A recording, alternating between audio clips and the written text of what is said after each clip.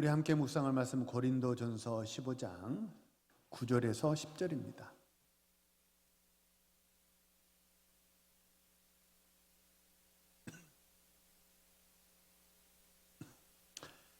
고린도전서 15장 9절 10절의 말씀 우리 함께 읽겠습니다. 고린도전서 15장 9절입니다. 나는 사도 중에 가장 작은 자라. 나는 하나님의 교회를 박해하였으므로 사도라 칭함받기를 감당하지 못할 자니라. 그러나 내가 나 된 것은 하나님의 은혜로 된 것이니 내게 주신 그의 은혜가 헛되지 아니하여 내가 모든 사도보다 더 많이 수고하였으나 내가 한 것이 아니요 오직 나와 함께 하신 하나님의 은혜로다. 아멘. 할렐루야. 한번 우리 앞뒤 좌우 옆 사람과 서로 인사하시죠. 하나님 당신을 사랑하십니다. 네, 한 번 더 인사하시죠. 환절기 건강하세요. 네, 우리 한번 고백하겠습니다. 나는 행복한 사람입니다. 많이 두둥길수록 많이 행복한 것 같아요. 나는 행복한 사람입니다. 고백하니까 어떠세요? 더 많이 이렇게 복받은 것 같고 행복한 것 같고 그러지 않으세요? 진짜 중요한 게 고백이에요. 고백한 대로 되거든요. 하나님이 나는 행복하다, 감사하다 고백하는 우리 사랑하는 모든 성도님들의 삶 가운데 함께 하시고 은혜를 충만하게 부어주실 줄로 믿습니다. 오늘은 이제 허들을 넘는 힘, 은혜의 부력이라는 말로 제목으로 말씀을 전하겠습니다. 빅토르 리고가 쓴 세계적인 소설 레미제라블이라는 소설, 전편을 이렇게 다 읽어보지는 못하셨더라도 너무 유명하니까 많이 들어서 알고들 계시죠. 레미제러블이라는 말은 프랑스 말로 불쌍한 사람들이라는 뜻이거든요. 근데 그 책의 제목처럼 거기 나오는 장발장은 감옥 외에는 아무도 받아주지 않는 불쌍한 인생이 장발장이었습니다. 그렇죠? 아무도 장발장을 달가워하지 않았어요. 왜 그랬을까요? 장발장은 빼앗는 인생이고 피해를 주는 인생이었기 때문입니다. 천하 없어도 사람이 누가 내 거 뺏고 나에게 피해를 주면 누가 좋아하겠습니까? 그래서 장발장은 감옥 외에는 그 누구도 받아주지 않는 그런 인생이었어요. 근데 우리가 결론을 잘 알고 있죠. 자베르 형사가 그렇게 장발장의 뒤를 캐고 다녔지만 장발장의 인생이 확 이렇게 180도 뒤바뀌어 버렸잖아요. 장발장의 인생이 완전히 180도 뒤바뀌게 된 건 그가 내가 선하게 살아야지, 내가 착하게 살아야지, 내가 빼앗는 인생이 아니라 나눠주는 사람이 돼야지, 그래 내가 하나님 잘 믿고 그렇게 신앙생활 잘해야지 이렇게 결심해서 됐습니까? 그게 아니죠. 장발장의 변화의 가장 중심에 서 있었던 인물이 한 사람 있는데 그 사람이 미리엘 주교입니다. 은초 때 사건 우리가 잘 알고 있지 않습니까? 그러니까 그 미리엘 주교를 통해서 부어진 그 하나님의 은혜가 장발장의 인생을 피해를 주는 인생, 불쌍한 인생에서 오히려 정반대로 불쌍한 사람들을 돌보는 사람으로, 넉넉한 사람으로, 은혜로운 사람으로 바뀌어버렸다는 거예요. 장발장의 변화의 중심에는 미리엘 주교, 은초 때 사건이 있는 것처럼 보이지만 사실 그 사건을 통해서 장발장의 마음에 부어진 것이 무엇이었냐면 하나님의 은혜였다는 것입니다. 은혜는요, 밑바닥 인생이었던 장발장을 이렇게 확 한 번에 들어올려버리는 그런 강력한 힘이 되었다는 거예요. 이처럼 물은요, 어떤 힘이 있냐면 물이 가진 힘을 부력이라고 하죠. 물은 바닥에 있는 것이라도 그 무거운 것이라도 두둥실 띄어 올리는 그런 역할을 하지 않습니까? 자, 한번 생각해 보세요. 수천 톤의 배를 과연 장정 몇 명이 달라붙어야 이 배를 강물에 띄울 수 있을까요? 이 배를 장정이 과연 몇 명이 달라붙어야 들어 올릴 수 있을까요? 1000명이면 될까요? 10,000명이면 될까요? 아무리 장정이 많이 달라붙어도 이 수천 톤의 배를 우리 사람은 들어 올릴 수 없잖아요. 근데 밀물이 들어오면 어떻게 됩니까? 언제 그랬냐는 듯이 이 배가 쑥 하고 이렇게 떠오르게 된다는 거예요. 그래서 물은 어떠냐면요. 물은 가라앉은 것이라도 아무리 무거운 것이라도 띄어올리는 그런 힘이 있더라는 것입니다. 오늘 본문의 사울도 마찬가지입니다. 9절의 고백에 따르면 사울이 뭐라고 고백하냐면 나는 교회를 박해하던 사람이다 이렇게 고백을 해요. 나는 교회를 박해하던 사람이라는 거예요.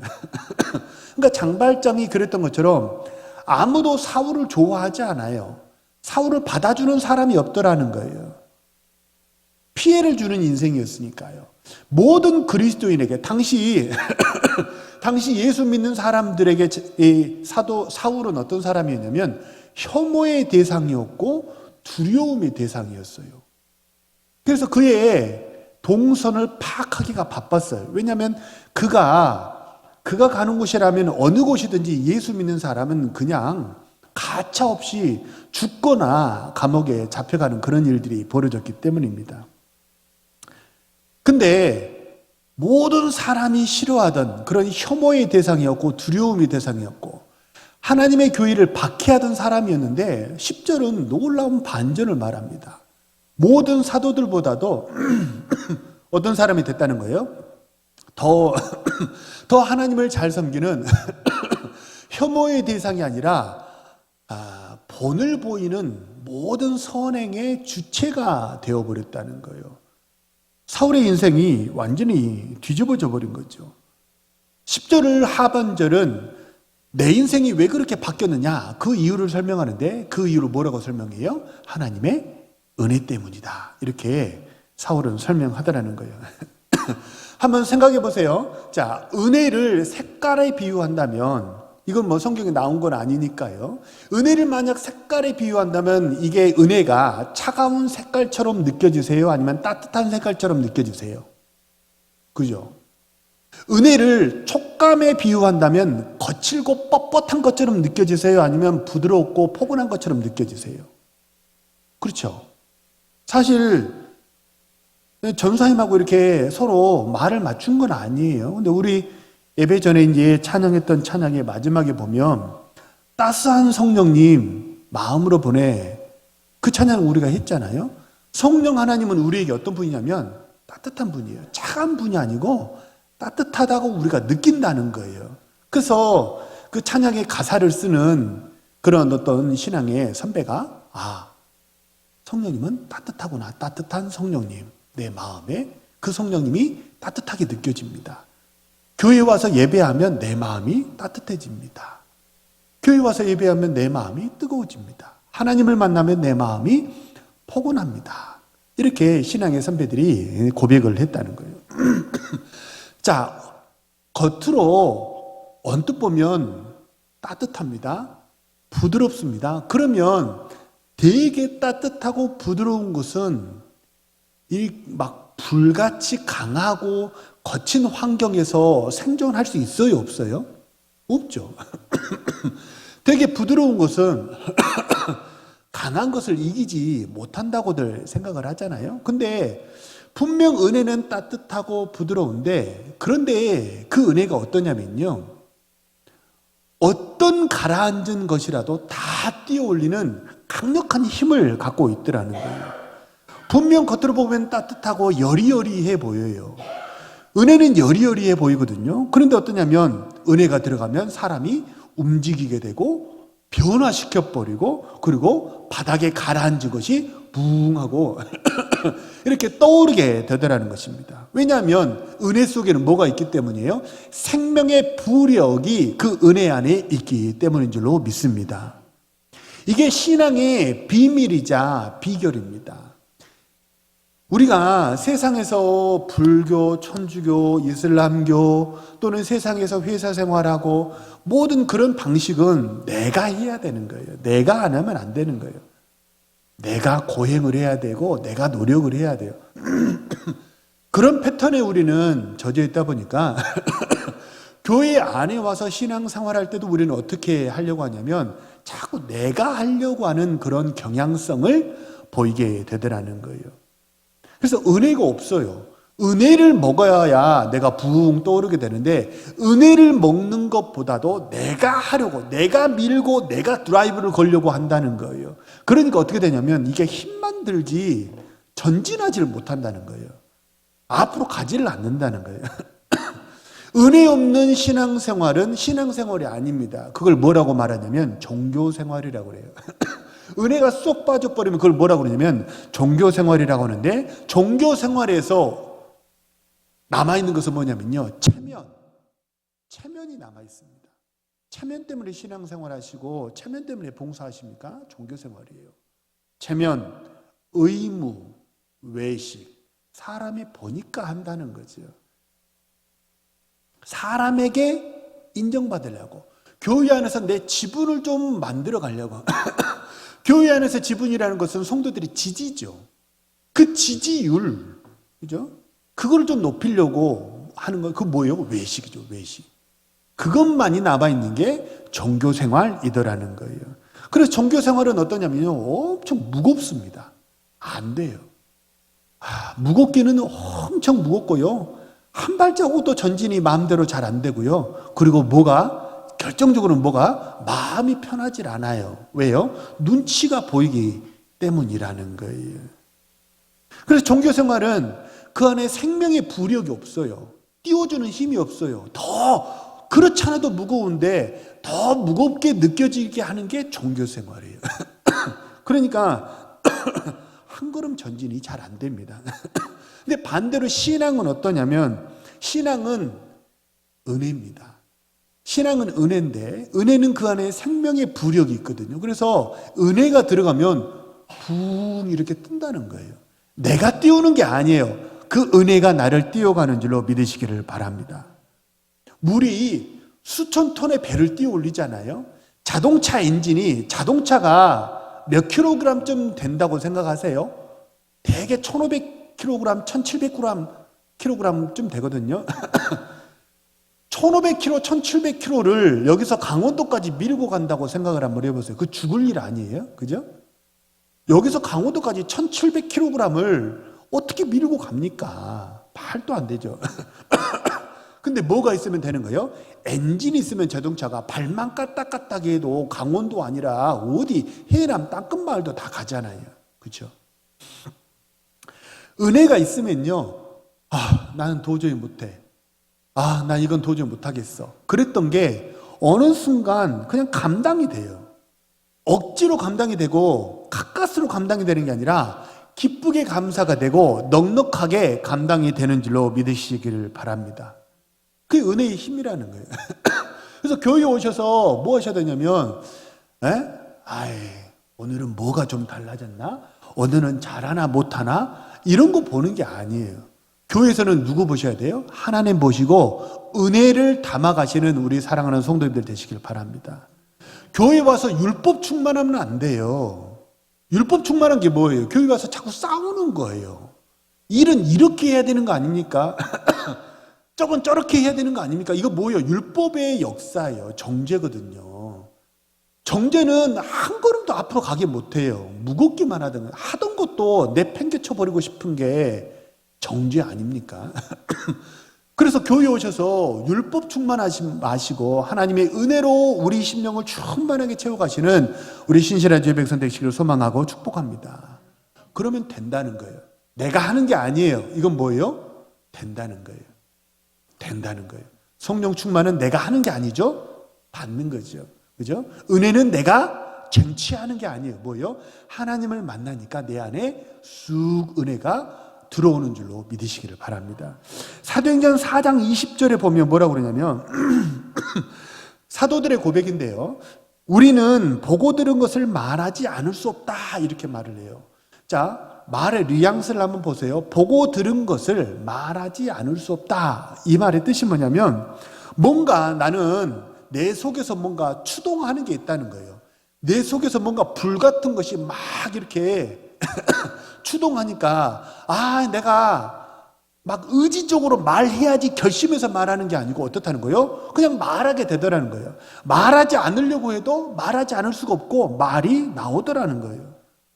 그 말하게 하는 힘이 뭐예요? 은혜의 추동이라는 거예요. 은혜가 뛰어버리니까 은혜가 말하게 한다는 거예요. 골로새서 1장 29절에서 바울은 뭐라고 얘기를 하냐면 내 속에서 역사하시는 힘과 능력 때문에 내가 수고를 무릅쓰게 됐다. 이렇게 얘기를 해요. 누가 압력을 가해서 일하는 게 아니에요. 누가 시켜서 하는 게 아니고 강요하고 이거 안 하면 이거 안 됩니다. 불이익을 주니까 일하는 게 아니라는 거예요. 그거는 누가 하는 거예요? 은혜 없는 세상에서나 하는 짓거리들 아닙니까? 그죠? 이거 안 하면 불이익을 당하게 됩니다. 교회에서. 그건 뭐예요? 그 은혜 없는 사람들이 하는 거예요. 시켜서 하고 억지로 하고 체면 때문에 하고 이거는 딱 뭐예요? 종교 생활이에요. 은혜 없는 특징이에요. 은혜 없는 삶의 특징이라는 거예요. 근데 바울은 뭐라고 그러냐면 누가 시켜서 내가 수고했다는 게 아니에요. 내 속에서 내 속에서 역사하시는 뭔가, 내 속에서 막 뭔가가 일하게 한다는 거예요. 하게 한다는 거예요. 그 힘이 나를 자꾸 봉사의 현장으로, 그 힘이 나를 섬김의 현장으로 막 나를 끌고 가니까 그 힘에 이끌려서 내가 봉사하게 되었다. 그게 바울의 고백이더라는 거예요. 이게 은혜의 힘입니다. 은혜의 힘. 그것만 있는 게 아니에요. 시편 5편 12절을 보면 뭐라고 그러냐면 방패로 함같이 은혜로 호위한다고 말을 해요. 방패로 함같이 은혜로 호위하시리이다. 그러니까 은혜가 뭐냐면 방패라는 거예요. 세상에 요즘처럼 뜬금없이 당하는 일이 얼마나 많습니까? 옛날에는 내가 잘못해서 벌을 받고 뭔가가 어그러지고 그런 게 많았잖아요. 근데 요즘에 뉴스 한번 봐보세요. 길 가는데 편의점 가는데 누가 와서 이렇게 막 해코지하고 그 내가 잘못했습니까? 그렇잖아요. 뭐가 있어야 돼요? 막아주시는 하나님의 은혜가 있어야 합니다. 그래서 은혜는 복은 두 개거든요. 구약에서는 그걸 축복이라고 그러고 신약에서는 은혜라고 그래요. 똑같은 말이에요. 근데 복이 두 종류인데 하나가 뭐냐면 받는 복이 있어요. 받는 복이 있어요. 받는 복도 있어야 됩니다. 근데 아무리 많이 받아도 밑으로 줄줄줄 세버리면 남은 게 있어요? 없어요? 없어요. 그래서 뭐가 있어야 돼요? 막아주시는 복이 있어야 됩니다. 질병도 막아주시고 환난도 막아주시고 뜬금없는 고난도 하나님이 막아주시는 은혜가 가득하시기를 주님의 이름으로 축복합니다. 은혜가 뭐라는 거예요? 방패라는 거예요. 방패. 은혜가 방패예요. 에베소서 2장 8절은 은혜로 구원받았다 말이에요. 무슨 얘기입니까? 은혜는 문제를 풀고 해결해 주는 힘이 있다는 거예요. 구원이 고유 명사로 말하면 천국 가는 게 구원이지만 일반 명사로 말하면 문제가 풀리고 해결됐다. 이게 구원이거든요. 그러니까 은혜로 구원받았다라는 말을 고유 명사로 치면 내가 뭘로? 내가 하나님께 헌금했기 때문에 천국 가는 게 아니고 하나님 은혜가 나를 천국 가게 했습니다 라는 뜻임과 동시에 내 삶의 모든 문제를 푸는 게 뭐라는 거예요? 내 힘과 노력이 전에 뭐라는 거예요? 하나님의 은혜라는 거예요. 디모데후서 2장 1절에 보면 은혜 가운데서 강하고 말해요. 은혜는 뭐 어떻게 합니까? 우리를 강하게 해요. 내가 두 주먹 불 끈진다고 강해지는 게 아니에요. 은혜가 들어오면 두 주먹 불 끈지지 않아도 이 속에 자신감이 든다는 거예요. 자신감이. 하나님이 내 편이시고 하나님이 나를 보호하시니까 여호와께서 나를 위하시면 누가 나를 대적하리요. 강하고 담대한 마음이 우리 안에 들어서는 줄로 믿으시길 바랍니다. 은혜가 우리를 강하게 한다는 거예요. 빌립보서 1장 2절에 보면 은혜와 평강이 너희에게 있을지어다 그래요. 은혜와 더불어서 짝꿍으로 바울 서신에 보면 꼭 은혜와 더불어 짝꿍처럼 한 가지로 계속 나오는 게 뭐냐면 은혜와 평강이에요. 우리 마음의 평안이 어디서 오는 거예요? 하나님의 은혜가 있을 때 우리 마음이 평안하게 되는 줄로 믿습니다. 이처럼 은혜가 어떠냐면요, 우리를 두둥실 이렇게 띄어 올려주고 막아주고 보호하고 그렇게 한다는 거예요. 이런 하나님의 은혜가 가득한 우리 신실한 우리 주의 백성 모두 되시기를 주님의 이름으로 축복합니다. 한 걸음 더 들어가 보면요, 은사 아시죠? 은사라는 게 뭐냐면 하나님이 내게 주신 선물이 은사입니다. 근데 은혜는 뭐냐면요, 하나님이 내게 오신 게 은혜예요. 그래서 은사는 하나님의 선물이지만 은혜는 하나님 자신이 내게 온 것, 그게 뭐냐면 은혜입니다. 좀 다르죠. 좀 다르죠. 그래서 하나님을 잃어버려도 하나님의 선물은 택배로 받을 수 있어요. 그럴 수 있습니다. 그래서 은사는 충만한데 은혜는 없을 수 있습니다. 어떤 교회가 그랬어요? 고린도 교회가 그랬죠. 은사는 충만한데 은혜는 없을 수 있어요. 근데 반대로 은혜는 하나님 자신이 내게 오신 것이기 때문에 이것을 다른 말로 바꿔보면 뭐라고 말할 수 있어요? 성령 충만하다 말할 수 있어요.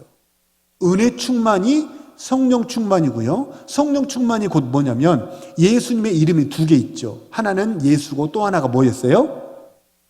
임마누엘. 그죠?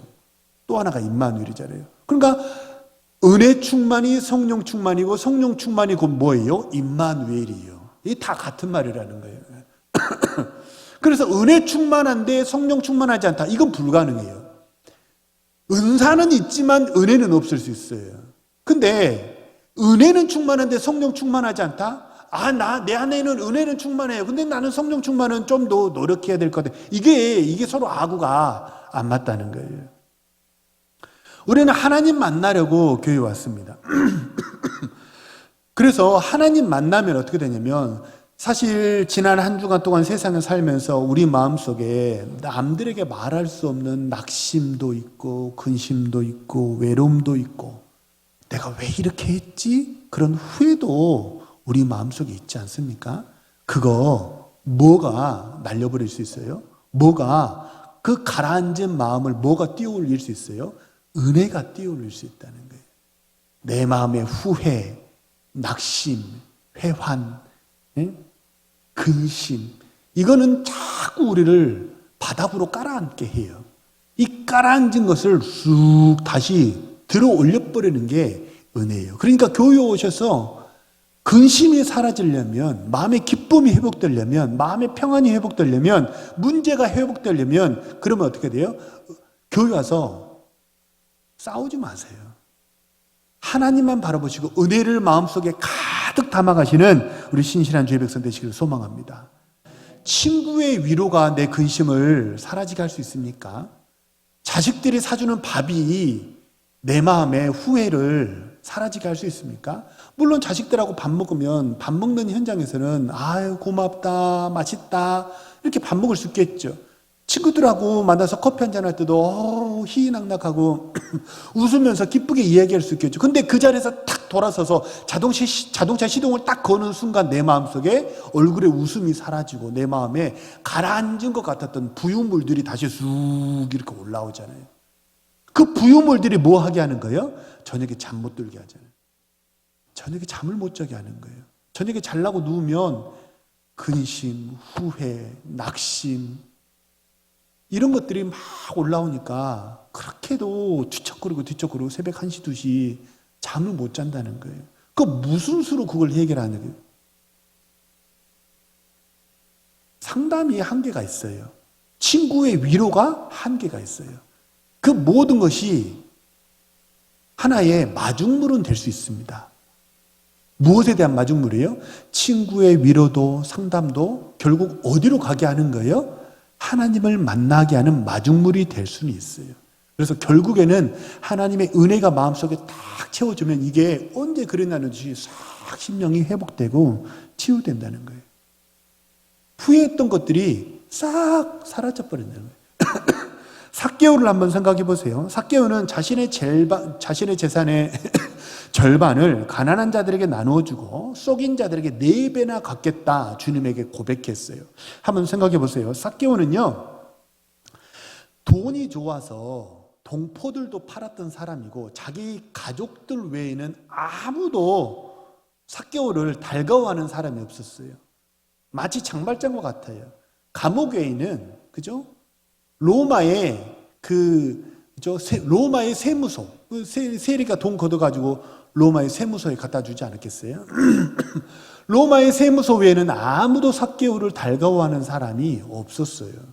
그런데 그 삭개오가 돈이 좋아서 동포도 팔고 친구도 팔고 사람 다 포기하면서 나는 돈만 있으면 돼. 나는 아무도 없어도 상관없어. 나는 돈만 있으면 돼. 이렇게 모든 것을 포기했던 그 사람이 뭐 때문에 자신의 절반을 가난한 사람들에게 나눠주고 속인 사람들에게 4배나 갚겠다고 그런 결단을 할 수 있었을까요? 어떻게 모은 돈인데, 내가 얼마나 지저분하게 사람들한테 욕먹어가면서 피땀 흘려가지고 모은 돈인데, 피 같은 돈인데, 목숨 같은 돈인데 그 돈을 어떻게 해서 가난한 사람들에게 나눠줄 수 있냐는 거예요. 뭐가 하게 하는 거예요? 누가 시켜서는 그렇게 못합니다. 억울하죠. 내가 평생 욕먹어가면서 모은 돈인데 그 돈 너 절반 내놔 이렇게 누가 시켰다면 얼마나 억울하겠습니까? 그거 못할 짓이에요. 그거 시킨다고 하겠습니까? 그죠? 누가 시켜서는 못해요. 시키면 그렇게 못합니다. 억울해서 포기가 안 되는 거예요. 근데 뭐가 하게 하는 거예요? 주님이, 은혜 자체이신 주님이 삭개오를 찾아오니까 삭개오가 주님을 만났어요. 똑같은 말로 뭐라고 말할 수 있어요? 주님을 만났다. 다른 말로 은혜가 들어온 거예요. 성령 충만하게 된 거예요. 그러니까 뭐가? 내가 할 수 없었던 결정들을 쑥 그냥 아주 기쁘고 즐겁게 너무나 쉽게 내가 하겠습니다. 내가 이거 자원하겠습니다. 내가 이거 하겠습니다. 이렇게 자원하는 심령이 그 안에서 확 이렇게 생겨나게 되더라는 거예요. 은혜가 있으니까 욕심이라는 허들을 그냥 쉽게 그냥 점프해서 그냥 가까스로 넘는 것도 아니고 걸려 넘어지는 것도 아니고 쉽게 욕심이라는 허들을 뛰어넘어 버리게 되더라는 거예요. 사람은요, 천하 없어도 그 본성에 어긋나는 것은 하기 힘들어합니다. 사람은 잠깐 하는 것은 가능할지 몰라도요, 1년, 2년, 10년 계속 지속하는 것은 절대 불가능해요. 그게 안 돼요. 본성에 어긋나는 게. 한번 생각해 보세요. 모든 사람들이 다 건강한 몸을 원하고 다 날씬한 그런 근육질의 몸을 다 원해요. 하지만 운동과 다이어트에 실패하는 이유가 뭐예요? 그 본성과 어긋나기 때문입니다. 이 운동과 다이어트라는 이 고된 행위가 편하고 싶은 내 본성과 충돌이 되니까 안 된다는 거예요. 그래서 사람들이 다 요요가 일어나는 것 아닙니까? 하나님을 닮고 순종하는 것도 마찬가지입니다. 우리는 알고는 있어요. 성령 충만이 우리에게 유익하다는 것을 알고 있어요. 그게 좋다는 것도 알고 있고 예배가 우리에게 필요하다는 것도 알고 있습니다. 말씀 생활, 기도 생활 해야 된다는 것도 알고 있어요. 그것이 내 영혼에 굉장히 유익하다는 것을 우리는 너무 잘 알고 있습니다. 근데 잘 하고 싶어요. 잘 하고 싶기는 한데 문제가 뭐냐면 이게 죄악된 본성하고 이 신앙의 행위가 충돌이 되기 때문에 그게 선택이 잘 안 되더라는 거예요. 시쳇말로 우리 사람의 본성은 어떠냐면 서면 앉고 싶고 앉으면 어떻게 하고 싶고요? 눕고 싶어요. 누우면 어떻게 하고 싶어요? 서면 앉고 싶고 앉으면 눕고 싶고 누우면 자고 싶고. 그래서 막 거실에서 운동을 좀 해야지. 그리고 이제 뉴스를 틀어놓고 뉴스를 보면서 막 이렇게 운동을 하다가 어느 순간 내가 어디에 있어요? 소파 위에 앉아 있어요. 소파 위에 앉아 있으면 어느 순간 내가 어떻게 하고 있어요? 이렇게 옆으로 서면 앉고 싶고 앉으면 눕고 싶고 누우면 자고 싶고. 이처럼 사람의 본성은 어떠냐면요, 힘든 것보다 편한 것 좋아합니다. 자기를 부인하는 것보다 자기를 주장하는 것을 좋아하고요, 섬기고 수고하는 것보다 대접받는 것을 좋아합니다. 가장 근본적으로 작동하는 게 뭐예요? 선을 행하는 것보다, 하나님을 따르는 것보다 악을 행하는 것을 우리는 죄의 본성이 좋아한다는 거예요. 죄악된 본성이 우리 안에서 계속 작동하고 있기 때문에 우리는 선을 행하는 것보다 악을 행하는 것을 훨씬 더 좋아합니다. 그래서 편하고 싶고 인정받고 싶고 주장하고 싶고 대접받고 싶고 악을 행하고 싶어요. 이게 죄악된 본성의 방향이라는 거예요. 그래서 이 방향을 끌어와 가지고 하나님께로 향하게 하는 게 인간의 힘으로는 불가능하다는 거예요. 그래서 사람의 힘으로 신앙생활을 한다는 것은 어리석은 거예요. 그럼 불교하고 그건 똑같은 거예요. 그래서 제가 일전에도 한번 말씀드렸잖아요.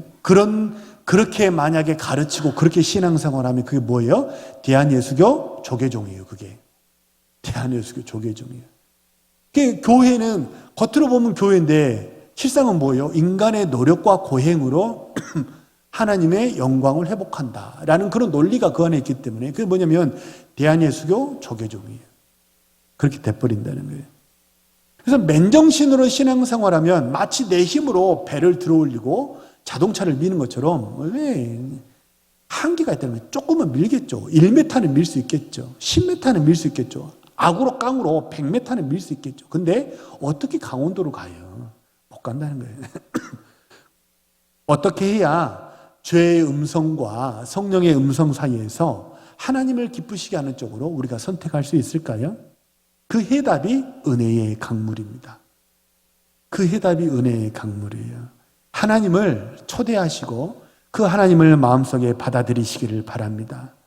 그냥 힘 빼시고 그냥 내가 막 가치 평가를 하고 재고 따지고 그러지 마시고 어떻게 하냐면 하나님을 그대로 받아들이시기 바랍니다.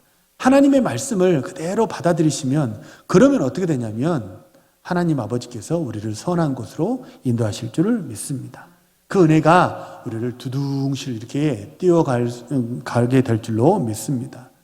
신앙생활에 필요한 힘이 세 가지입니다. 따라서 한번 해보세요. 초심, 열심, 뒷심. 처음에 가지는 힘이 초심이에요. 중간에 가지는 힘이 열심이고 마지막에 갖는 힘이 뭐예요? 뒷심이에요. 그래서 예수 나이로 말하자면 우리 젊은 나이에 있는 청년들은 초심이 필요하고 중년들은 열심이 필요하고 노년 때는 뒷심이 필요해요. 뒷심이 딸리면 무너져 버리니까. 근데 초심도 열심도 뒷심도 이 세 가지 힘을 공급하는 메인 엔진이 하나 있다는 거예요. 이 초심, 열심, 뒷심을 공급하는 저 기저에 깔려있는 에너지 공급원이 하나 있는데 그게 뭐냐면 내 노력이 아니라는 거예요. 내 의지가 아니라는 거예요. 뭐예요? 하나님의 은혜입니다. 은혜가 있으면 처음에도 열심히 하게 되고 또 가운데서도 열심히 하게 되고 마지막까지도 열심히 하게 된다는 거예요. 오직 은혜입니다. 은혜. 오직 은혜입니다.